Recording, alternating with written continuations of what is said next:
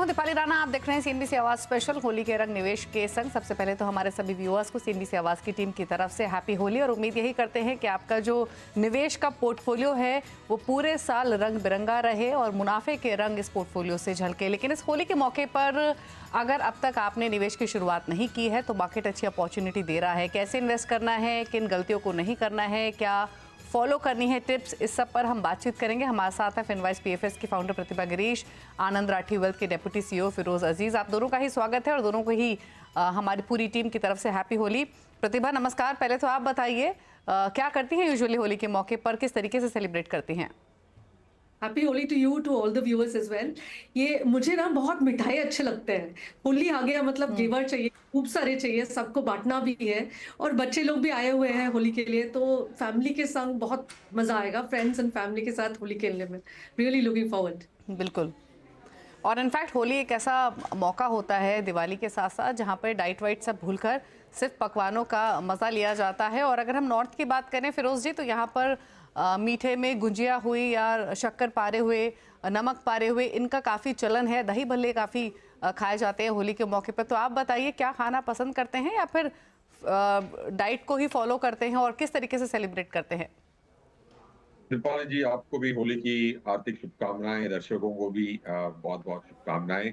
होली के अवसर पर तो मैं 2-3 दिन से डाइटिंग कर लेता हूं ताकि इंडल्जेंस कर पाऊं होली के इर्द गिर्द। तो डाइटिंग भूलने के लिए पहले से ही मैं पश्चाताप प्रायश्चित कर लेता हूं ताकि होली पे इंडल्ज कर सकूं। ऑफ कोर्स जैसे आपने कहा, गुजिया है, ठंडाई पीने में मुझे बहुत अच्छा लगता है। मालपुआ मैं खाता हूँ, मेरा एक दोस्त है जो मेरे हमेशा ओके। मेरी फेवरेट्स करता है। फिर ऑफ कोर्स फिर मैं होली खेलता हूँ दोस्तों के साथ, 2-3 अलग अलग ग्रुपों के साथ होली खेलता हूँ ताकि बहुत मजा आता है। So one of the best long weekends I am looking forward to.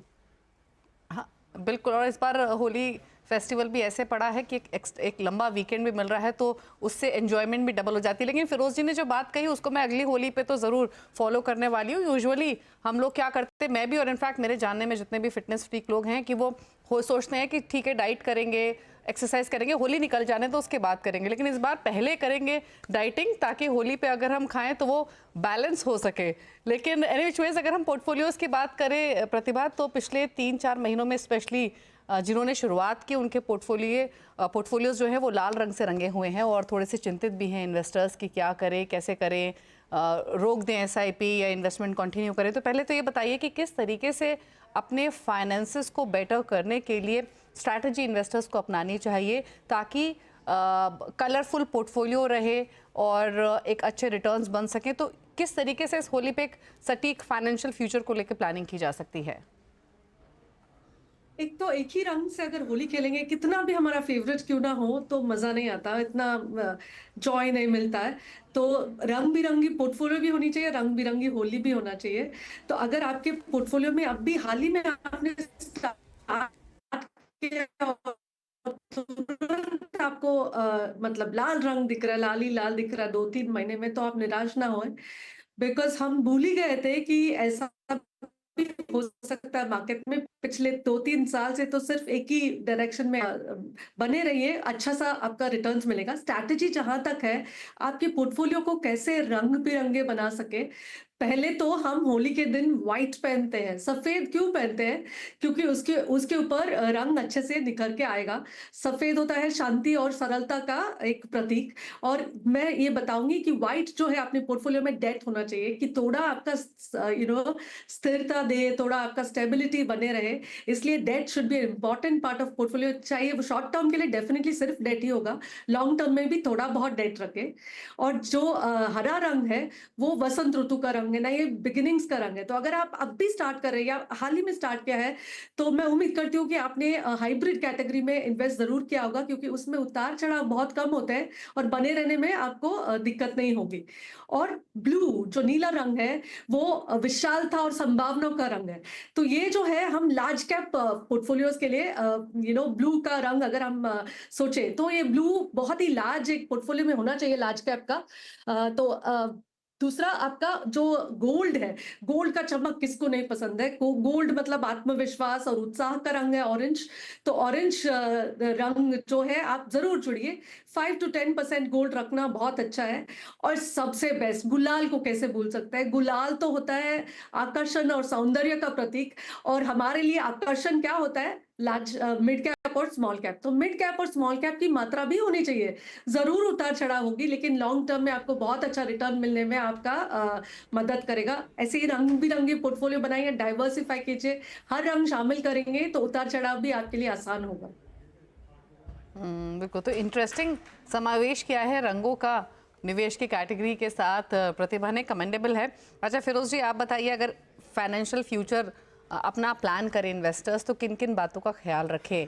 क्योंकि हम यूजुअली जब हम बातचीत करते हैं व्यूअर्स के साथ, कई काफ़ी सारी बातें ऐसी होती हैं जो कि बहुत कॉमन है हर इन्वेस्टर्स के लिए, फिर चाहे वो अपने रिटायरमेंट प्लानिंग करनी हो, गोल्स डिफाइन करने हो, स्टेप अप करना हो, इन्फ्लेशन का ध्यान में रखना हो, तो कौन से वो इनिशियल स्टेप्स हैं जिनको आपको दिमाग में रखकर फाइनेंशियल प्लानिंग करनी है अपनी? यस, दीपावली जी देखिए, हर हर त्योहार एक समय होता है, एक हर इंसान को इंट्रोस्पेक्ट करने का, सोचने का कि भाई मैं क्या गलतियां दूसरों से सीखूं और खुद की गलती ना करूं। अब जैसे होली का मौका है, तो मैं ये कहूंगा कि अगर आपको आज तो ब्राइट है, आज तो कलरफुल है लाइफ, आपको फ्यूचर भी कलरफुल रखना है। आपके ऊपर जिम्मेदारियां बढ़ती जाती हैं, जैसे इंसान अपनी लाइफ स्टेजेस पार करता है, उनकी उसकी जिम्मेदारियां कम नहीं होती, बढ़ती ही जाती हैं। महंगाई भी बढ़ती जाती है। तो एक बुनियादी 3-4 चीज़ें बहुत इम्पोर्टेंट होती है। हर त्योहार पे मैं उसका उसको याद दिलाना चाहता हूँ। तो एक तो है कि भाई स्टार्ट करें। अगर स्टार्ट नहीं किया है तो स्टार्ट करें।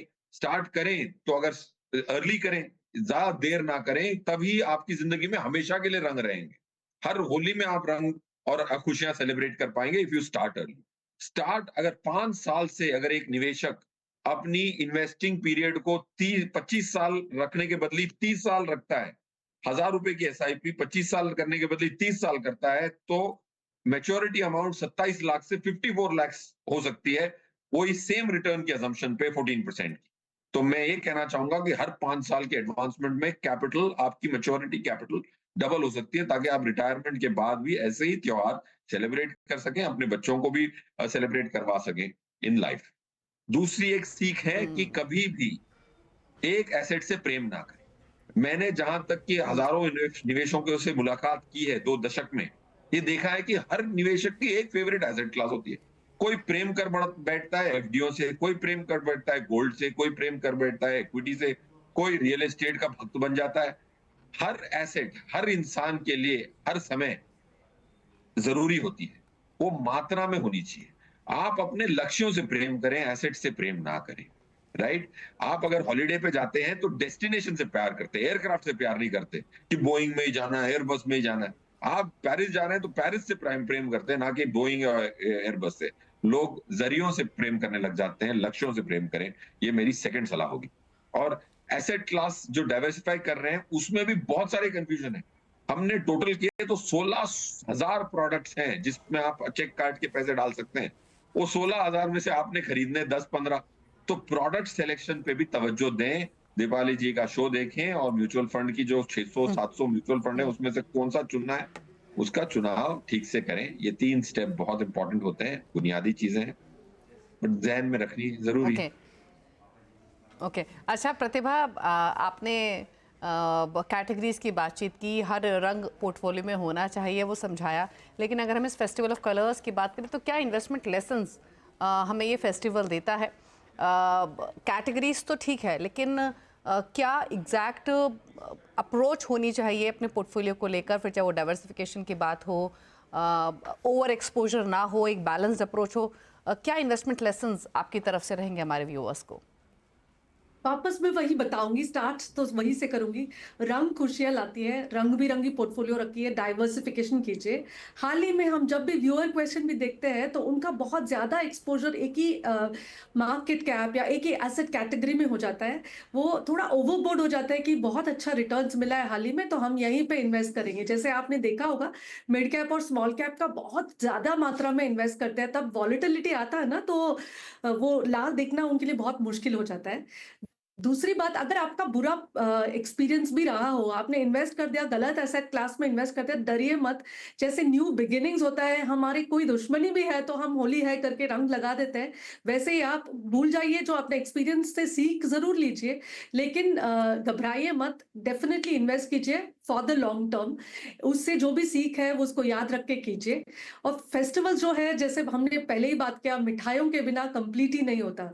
तो मिठाई जैसा ज़रूरी होता है फेस्टिवल्स के लिए, वैसे ही आपका जो वेल्थ बढ़ने के लिए ना, आपको एक बहुत अच्छा फ्रेंड है टाइम।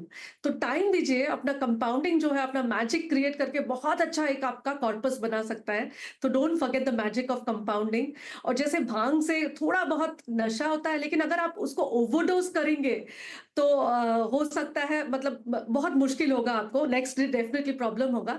ऐसे ही थोड़े बहुत वॉलेटाइल एसेट क्लासेस में जब कर रहे हैं, तो आप अपना मात्रा को एकदम साइजिंग बराबर करें, बहुत ज्यादा वॉलेटाइल एसेट क्लासेस में ना करें। और जो अनवांटेड चीजें हैं वो होलिका दहन में हम तो जला देते हैं। वैसे ही अगर आपके पोर्टफोलियो में आपने कुछ यूं ही खरीद लिया, किसी ने कुछ बोला, आपने खरीद लिया, तो ये टाइम है कि आप उसका स्टॉक लें, और उसको भी, मतलब अगर नुकसान थोड़ा बहुत हो भी रहा है तो गेट रिड ऑफ इट, और आगे जाके अच्छा सा पोर्टफोलियो बनाने की कोशिश करें। इनफैक्ट फिरोज जी, आपके हिसाब से कौन सी वो कुछ बातें हैं जो कि इन्वेस्टर्स को बर्न करनी चाहिए इस होली के मौके पर, अवॉइड करनी चाहिए? एक कॉमन मिस्टेक जो यूजुअली हम नोटिस करते हैं वो ये कि बहुत सारे फंड्स अपने पोर्टफोलियो में रख लेते हैं। वो सोचते हैं कि ज़्यादा फंड्स रखेंगे तो शायद ज़्यादा रिटर्न कमा पाएंगे। छोटे अमाउंट के लिए भी लिस्ट काफ़ी लंबी होती है कई बार इन्वेस्टर्स के पास फंड्स की। आपकी तरफ से कौन सी वो मिस्टेक्स हैं जो अवॉइड करनी है इस होली पर? एक सबसे बड़ी मिस्टेक जो हमने स्टैटिस्टिकली एनालाइज किया, जो लोगों की रिटर्न पे और उनकी पूरी फाइनेंशियल वेल बीइंग पे रिस्क रखती है, वो गलत समय पे खरीदना और गलत समय पे बेचना। हम खरीदते ऊपर हैं और बेचते नीचे हैं। फाइनेंस की किताबें कहती हैं कि buy low, sell high, but जज्बात जो है इंसान के, वो एग्जैक्टली ऑपोजिट करवाते हैं। जज्बात हावी हो जाते हैं, आप वही एसेट खरीदते हैं जो चल गई। जब जब आपको लगता है कि भाई ये स्मॉल कैप चल गया, जैसे मैडम भी कह रही थी, तो आप ज्यादा स्मॉल कैप खरीदते हैं। जब एक्चुअली उसको बेचने की बारी होती है, आप खरीद रहे होते हैं। तो पहला ये इंपॉर्टेंट चीज है कि the thing which you should burn, जिसको जला देना है आपने, अपने जज्बातों को पैसे के मामले में जला देना है। उसको एक बक्से में डालना है और बड़ी डीप सी में छोड़ के आ जाना है अपने जज्बातों को। But that's point one. हमेशा पास्ट परफॉर्मेंस के आधार पर ना खरीदें। हमने इंडिया में देखा लास्ट 6 साल में जो भी अच्छी एसेट क्लास चली, उसमें सबसे ज्यादा पैसे डले। आज मैं कब पुरानी बात क्या करूं, आज की बात देखें, इंडिया की मार्केट इतनी अच्छी नहीं चल रही, तो ग्लोबल ईटीएफ प्रीमियम में खरीदे जा रहे हैं। मतलब 100 रुपए का माल 120 रुपए में खरीदा जा रहा है एक्सचेंज पे, और वो कुछ नहीं है, वो हांगकांग में इन्वेस्ट कर रहा है, हैंगसेंग में इन्वेस्ट कर रहा है, उसको 15% की प्रीमियम दे रहे हैं। इतने हम भावुक हो जाते हैं पास्ट परफॉर्मेंस के आधार पे। ये दूसरी मिस्टेक। तीसरा, जैसे आदिपाली जी आपने बहुत बेशक सही फरमाया कि लोग इतना डाइवर्सिफाई कर देते हैं, इतना फैला देते हैं, not all eggs in one basket के चक्कर में एक एक बास्केट में एक एक अंडा छोड़ के आ जाते हैं। तो इतना ज्यादा डिवर्सिफिकेशन ना करें कि आपको मार्केट को बीट करना मुश्किल हो जाए और आपके इन्वेस्टमेंट्स पे तवज्जो देना नामुमकिन सा हो जाता है। तो ये 3 चीजें अगर आप जला दें इस होली, तो बहुत बेहतरीन होगा। तो अब तक आपको कुछ बेहतरीन बातें बताई गई हैं आपकी फाइनेंशियल प्लानिंग को लेकर, कैसे शुरुआत करनी है, किस तरीके का पोर्टफोलियो क्रिएट करना है, कौन सी गलतियां नहीं करनी है। इसी के साथ एक ब्रेक के लिए रुक रहे हैं। जब ब्रेक के बाद लौटेंगे तो जानने की कोशिश करेंगे कि एग्जैक्टली आपको पोर्टफोलियो किस तरीके का क्रिएट करना है। अगर अगले 3 से 5 सालों का व्यू लेकर चल रहे हैं तो किन फंड्स के साथ शुरुआत कर सकते हैं, कौन से टॉप इन्वेस्टिंग फंड्स इस समय हो सकते हैं, दोनों एक्सपर्ट से जानेंगे। जल्द वापस आते हैं छोटे से ब्रेक के बाद। निवेश के संग प्रतिभा गिरीश, फिरोज अजीज हमारे साथ बने हुए हैं, जो होली के मौके पर आपको बता रहे हैं कि कैसे आप अपने फाइनेंशियल फ्यूचर को सिक्योर कर सकते हैं, फाइनेंशियली क्या गलतियां नहीं करनी है, कौन सी बातों को फॉलो करना है ताकि आपकी प्लानिंग सही और सटीक रहे। अच्छा प्रतिभा जी, अगर हम पोर्टफोलियो क्रिएशन की बात करें तो सबसे पहला एक कॉमन क्वेश्चन जो आजकल हमें इन्वेस्टर्स पूछते हैं वो ये कि क्या SIP रोक दें, मार्केट गिर रहा है, नई शुरुआत कर लें, लमसम पैसा डालें या SIP के थ्रू ही कंटिन्यू करें। तो 2-3 बहुत ही कॉमन क्वेश्चन और एक एप्रीहेंशन जरूर है इन्वेस्टर्स के मन में कि क्या भी रुके और उसके बाद शुरुआत करें। तो बताइए, क्या ये मौका, होली का मौका, भरपूर चांस दे रहा है इन्वेस्टर्स को एक पोर्टफोलियो क्रिएट करने के लिए, लॉन्ग टर्म इन्वेस्टमेंट के लिए? और अगर हाँ, तो किस तरीके का पोर्टफोलियो क्रिएट करें at this point of time, अगर हम परसेंटेज एलोकेशन की बात करें? देखिए, आज की तारीख में जो पिछले 6 महीने के मुकाबले में आज की तारीख में it's in a better position.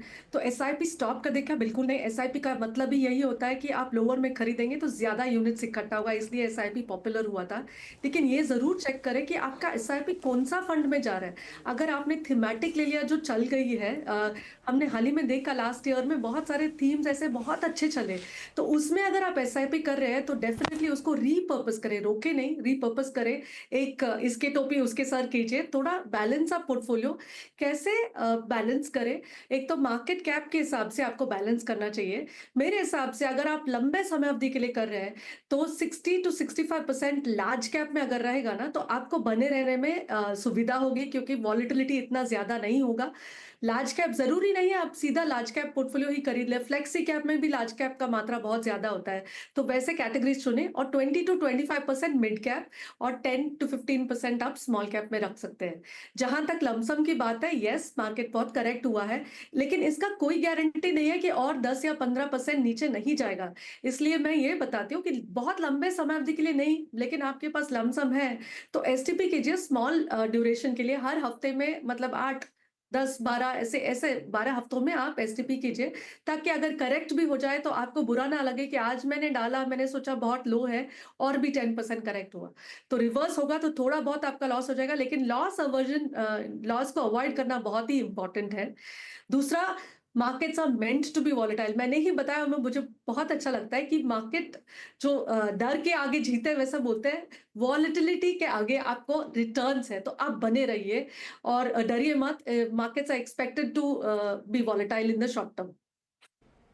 Okay अच्छा फिरोज जी, आपके हिसाब से क्या स्ट्रैटेजी होनी चाहिए अभी, लमसम वर्सेस एसआईपी? अगर नई शुरुआत करनी है तो लमसम छोड़ दें, सिर्फ एसआईपी पर फोकस करें, या बैलेंस एक बनाया जा सकता है करंट मार्केट सिनेरियो में? पहली चीज़। और दूसरा ये, अगर 3 साल या 5 साल का होराइजन लेकर चलें तो कितना एलोकेशन डेट में करें, कितना इक्विटी में, कितना रिस्क रह सकता है, क्या रिटर्न मिल सकते हैं, क्या एक्सपेक्टेशंस रखें?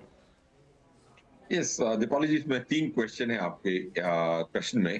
पहले तो अगर आपके पास एक मुश्त पैसे हों तो ऊपर वाले की दया है कि आपके पास एक मुश्त पैसे हो तो वेट ना करें, पैसे डाल दें। ये इस आधार पे कह रहा हूं कि हमने 24 साल देखे।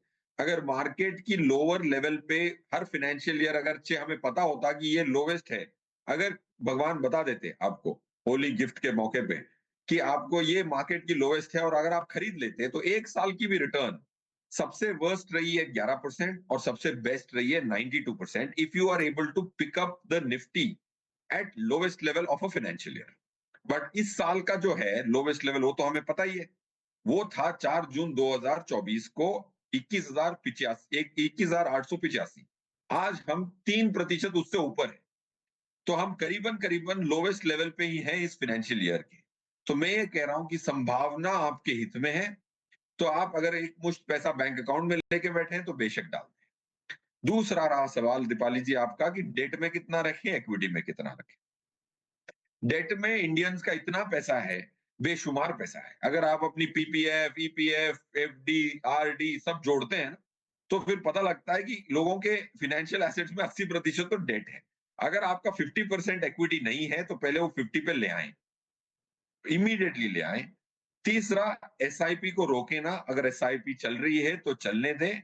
और मैं अगर आपको आंकड़े बताऊं, एक बहुत बेहतरीन टेबल मेरे सामने है। 1 साल में नेगेटिव रिटर्न आने की संभावना 24% है और 10 साल में 20 साल में नेगेटिव रिटर्न आने की संभावना 0 है, अगर आप लॉन्ग टर्म इन्वेस्टर हैं तो। अगर 12% की संभावना 85% है, अगर आप 20 साल की इन्वेस्टमेंट कर रहे हैं तो 12% से ज्यादा मिलने की संभावना 85% में, वो भी निफ्टी में। अब इतने बेहतरीन फंड मैनेजर जो करोड़ों कमाते हैं, वो इतनी तो वैल्यू ऐड कर देंगे कि निफ्टी से बेहतर कर देंगे। करा भी है 25 सालों से। सो अगर आपके पास 10-15 साल की अवधि हो, उसी के लिए एसआईपी इंसान करता है, तो उसको रोक के छेड़खानी ना करें अपने निवेशकों निवेश से। और जैसे मैडम ने कहा कि वॉलेटिलिटी के आगे ही रिटर्न है। ओके तो वॉलेटिलिटी तो रहेगी, उसके लिए तैयार रहिए, बट मेरे हिसाब से, और जैसे फिरोज जी ने भी कहा, प्रतिभा ने भी कहा, कि बेहतर मौका है नई एसआईपी शुरू करने का जब मार्केट्स नीचे आ चुके हैं। हर महीने पैसे लगाइए ताकि अच्छा रिटर्न आपको लॉन्ग टर्म में मिल सके। शॉर्ट टर्म में देखेंगे तो डेफिनेटली आपको लाल रंग दिखाई देगा या फिर थोड़ा सा तकलीफ आपको होगी, बट शॉर्ट टर्म नहीं, लॉन्ग टर्म के विजन के साथ आगे बढ़ें। चलिए, अगर आगे बढ़ते भी हैं तो किन फंड्स के साथ बढ़ें, ये अब पूछ लेते हैं। तो प्रतिभा जी बताइए, अगर आपके हिसाब से पोर्टफोलियो क्रिएट करना हो, किन किन फंड्स को रखें फिलहाल पोर्टफोलियो में, कितना एलोकेशन, परसेंटेज एलोकेशन किस फंड में करें, बताएं। जो फंड्स हम सिलेक्ट किए हैं तो वो सिर्फ पॉइंट टू पॉइंट रिटर्न देख के नहीं सिलेक्ट करना चाहिए। रोलिंग रिटर्न, कंसिस्टेंसी, कितना ड्रॉडाउन होता है, इस हिसाब से Parag Parikh flexi cap fund is an all time favourite flexi cap fund, उसमें इन्वेस्ट कर सकते हैं। Canara Robeco blue chip fund large cap category में है, उसका अगर आप चेक करेंगे कि हाल ही का रिटर्न शायद ही कुछ स्पेक्टाकुलर नहीं रहेगा, लेकिन उसका कंसिस्टेंसी बहुत अच्छा है और उनके स्टाइल ऑफ इन्वेस्टिंग शायद अभी काम आएगा। Invesco Contra fund has done extremely well, Invesco Contra में भी इन्वेस्ट करें। और जहां तक आपको लगता है कि मुझे इतना वॉलेटिलिटी नहीं चाहिए, थोड़ा बहुत मतलब बैलेंस ऑफ पोर्टफोलियो चाहिए, तो ICICI prudential balance advantage fund is an all season balance advantage fund, उसमें भी इन्वेस्ट कर सकते हैं। और अगर इस पोर्टफोलियो को क्रिएट करें तो एटलीस्ट कितने इयर्स का होराइजन लेकर चलें, और अगर किसी के पास 10,000 हो मान के चलें, तो क्या इवनली डिस्ट्रीब्यूट करना है इन चारों फंड्स में? उनके रिस्क प्रोफाइल पे डिपेंडेंट है। अगर फर्स्ट टाइम इन्वेस्टर है तो ज्यादा मतलब 50% मात्रा आप बैलेंस एडवांटेज फंड में दे दीजिए, क्योंकि उसमें वॉलेटिलिटी कम होगा।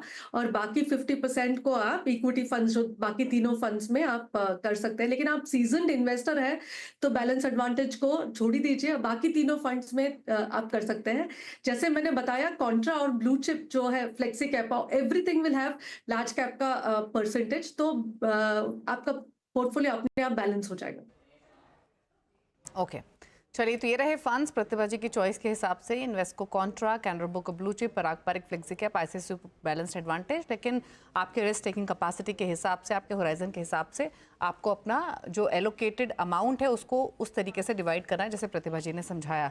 अब चलते हैं फिरोज जी के पास। फिरोज जी, आप बताइए, आपके हिसाब से अगर पोर्टफोलियो क्रिएट करना हो, किन फंड्स के साथ करें, कितना एलोकेशन करें हर फंड में, समझाएं।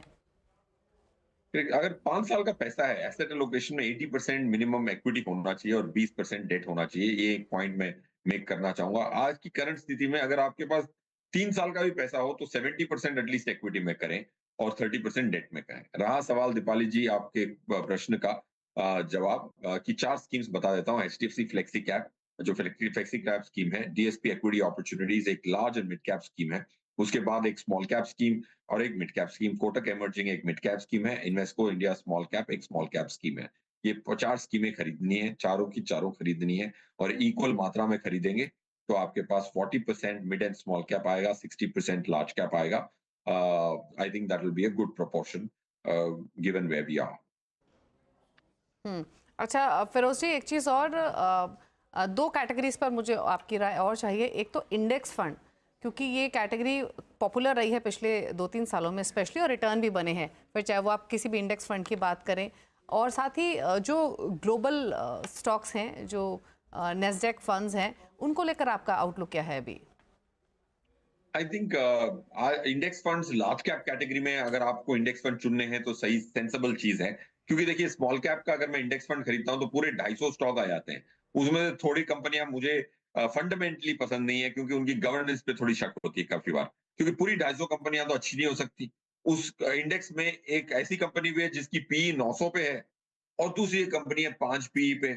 और अगर आंख बंद करके पूरे 250 ही खरीदने थे तो index fund strategy in small cap I don't prefer, mid cap में भी आई डोंट प्रेफर। अगर लार्ज कैप में इंडेक्स फंड खरीद रहे हैं, निफ्टी सेंसेक्स बहुत वेल रिसर्च कंपनीज हैं, पूरी कंपनियां खरीदनी है तो वैसी लार्ज कैप कंपनी खरीद सकते हैं without a fund manager. That's point 1। Point 2, global investing मेरे हिसाब से इंडिया आज जो इस कतार पे है उसकी वैल्यूएशंस ठीक हो गई हैं, लार्जली ठीक हो गई हैं। अभी भी पॉकेट्स ऑफ ओवर वैल्यूएशन है। लार्ज कैप में इतनी अंडर वैल्यूएशन है। लार्ज कैप निफ्टी का सबसे बड़ा सेक्टर होता है बैंकिंग सेक्टर, 27%।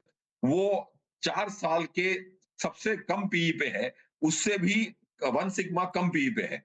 तो आई थिंक वैल्यूएशंस इंडिया में बेहतर है, तो ग्लोबल इन्वेस्टिंग का समय चला गया है। आई थिंक अगले 3-4 साल India will out perform the globe. Okay, चलिए तो क्विकली लेकर आते हैं आपके सामने हमारे दोनों ही एक्सपर्ट्स के फंड चॉइसेस। फिरोज जी के फंड्स आपकी स्क्रीन पर हैं ही। HDFC flexi cap, Kotak emerging equity, Invesco small cap, DSP equity opportunities. Pratibha ने जो फंड्स सजेस्ट किए गए हैं वो भी उम्मीद करते हैं कि आपने नोट कर लिए होंगे। अपने रिस्ट्रिक्ट कैपेसिटी के हिसाब से आप इन्वेस्ट कर सकते हैं। इन्वेस्को कॉन्ट्रा, कैनरा बुक blue chip, Parag Parikh flexi cap और आईसीआईसीआई प्रू बैलेंस एडवांटेज। अब तक निवेश नहीं किया है तो आज से अभी से शुरुआत कीजिए। ऑलरेडी इन्वेस्टेड हैं तो आप अपने पोर्टफोलियो में किन बातों को फॉलो करना है, क्या मिस्टेक्स नहीं करनी है, वो तमाम बातें हमारे दोनों एक्सपर्ट्स ने बताई। शुक्रिया फिरोज जी और प्रतिभा आप दोनों का ही आने के लिए शो में, और एक बार फिर से थैंक यू सो मच हमारे व्यूअर्स की हेल्प करने के लिए, और हैप्पी होली। इसी के साथ स्पेशल शो में तो इतना ही। ब्रेक के उस पार भी खबरें जारी हैं CNBC आवाज़ पर, लेकिन हमारे सभी व्यूअर्स को एक बार फिर से हैप्पी होली।